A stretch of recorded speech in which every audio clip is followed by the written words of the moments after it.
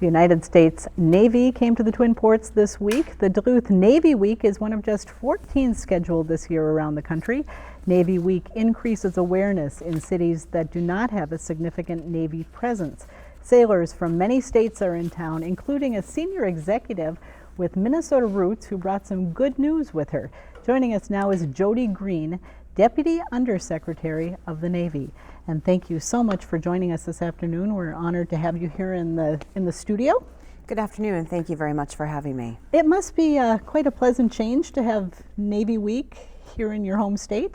It is. It's a remarkable opportunity and truly an honor for me to come back home to my state of Minnesota and then to be able to watch our wonderful sailors engage with the community and all the citizens of Duluth and the surrounding areas. They bring back great stories, sharing about what they're doing, engaging with the community. They've been cleaning up beaches and beach trails and concerts all over the city, and then we'll have the Blue Angels this weekend. It's a spectacular time. Wonderful. Jodi, the Minneapolis St Paul was built in our neighboring state of Wisconsin. What kind of a ship is it? What will be its mission? So it's a littoral combat ship, and this is a small surface combatant for the Department of the Navy. And the mission is, first of all, to give you some stats about the ship, this is really exciting. The ship is 389 feet long, about 57 feet wide in a beam, and she can go upwards of 50 miles per hour on the water. And the fact is the ship is very much an agile, sort of flexible ship. So it's got a shallow draft, which means it can go into a lot of different places. And it will be doing surface warfare, undersurface warfare, counter mine measures, and eventually the ship will be assigned and deployed to Jacksonville, Florida, at Mayport. This is a ship, though, that has the capability of worldwide travel. Oh, absolutely. In fact, we have a littoral combat ship right now in the Southeast Asia area doing missions there. And so the good news this week is that we're going to get a first-hand look at her.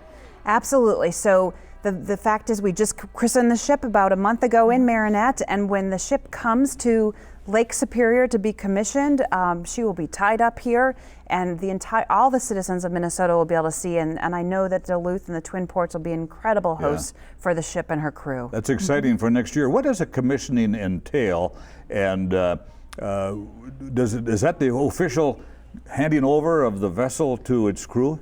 Exactly, it is. And so at that point, the ship leaves the possession of the shipyard and the Navy takes possession, and literally you have the crew standing by to man the ship, and that they bring the ship to life, essentially, is what happens. And so it's a very wonderful patriotic ceremony, and it's a spectacular event. It'll be so wonderful for the city because it gives us a chance to reflect on our roots, to reflect on our strong maritime heritage, and people will get a chance to see a ship that we don't often see up here in Lake Superior, to see a Navy warship. And you are technically the vessel's sponsor? What does that mean? That's right. So the sponsor is long history. There's always been sponsors of the ships, and that is essentially the spirit of the ship, or the archangel of the ship, that is intended to be there to support the crew and the ship for the life of the ship. And so that is just a tremendous honor to be a sponsor of a ship, because your job is to basically be there to support the crew and the ship and all their needs,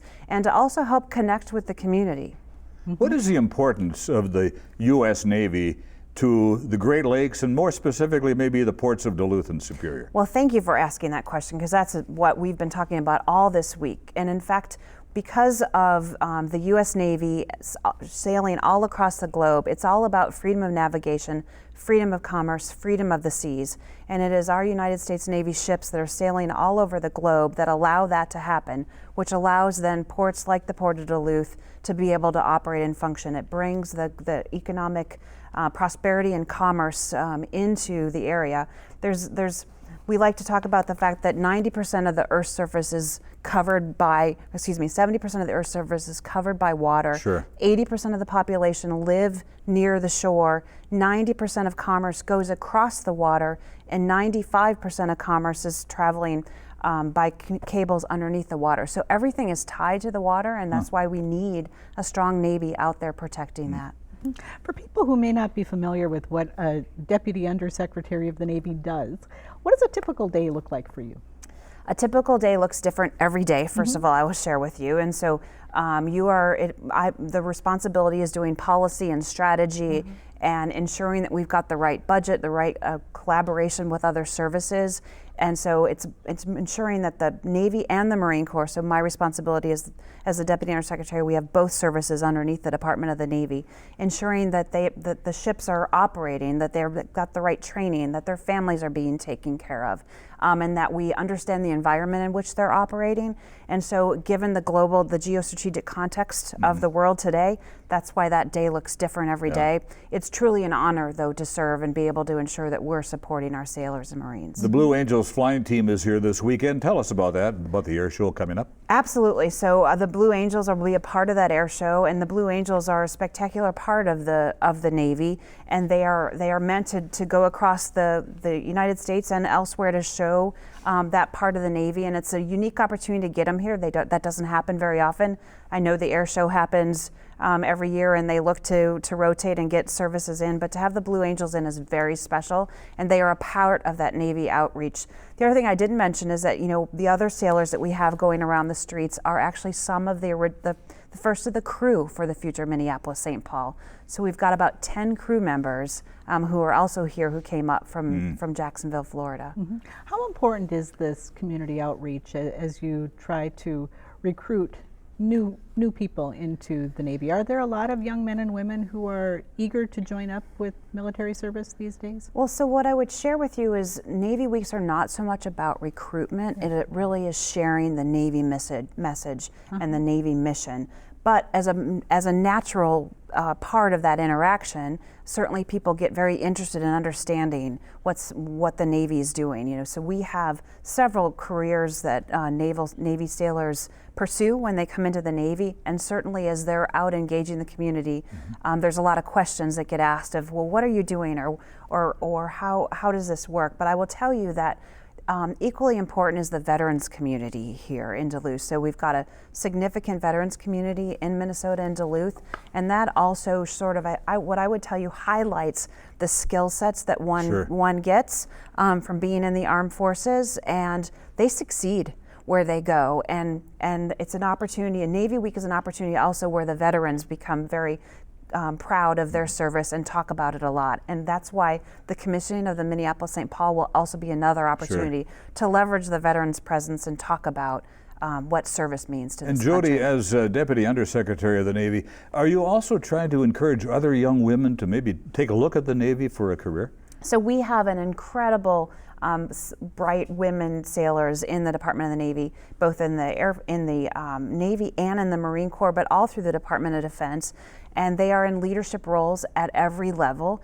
And so I often get an opportunity to mentor both civilians and sailors and Marines, but we really like to capture that it's nothing new or special anymore. It is the norm. It is the norm. And so your Navy and Marine Corps looks like society. You want it to represent society. You want to be able to reach every single talented part of society to serve.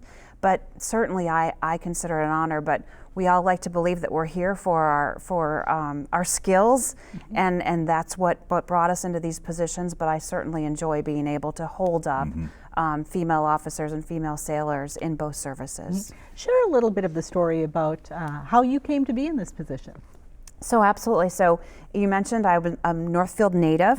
I enlisted in the Air Force out of high school, and then transitioned from the Air Force into a civil servant working for the Department of Defense. So there I was doing policy issues, both Russia and North Korea policy, spent quite a bit of time doing that. And then I had the Secretary of the Navy twice removed, who basically asked me to come over to work in the Department of the Navy and essentially stand up a policy team.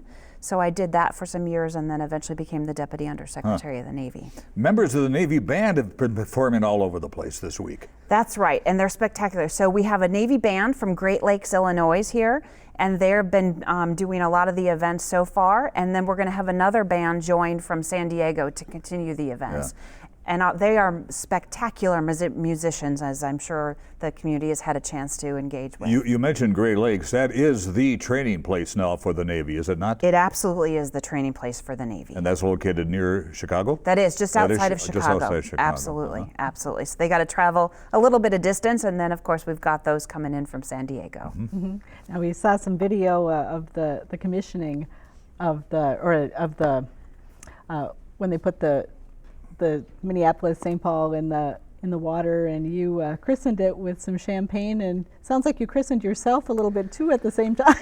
Yes, you know, so you hear all these stories when you get ready to christen to make sure that you actually break the bottle. And I was not going to miss, and so I wanted to make sure that I did that and gave that ship some good spirit, and so that's a part of it. And yes, I did get some champagne at the same time. Now, will you have a role in the commissioning too? Yes, so the role of the commissioning for the sponsor is a much smaller role than the christening, of course, but it's still to be there to support the crew and to encourage the crew to man the ship and for the life to go into the ship. All right. Well, thank you so much, Deputy Undersecretary of the Navy Jodi Greene. I appreciate you coming in and visiting with us. Thank you so much for having me, and thank you to your community for hosting the United States Navy this week. Great to have you here. Thanks. Thank you.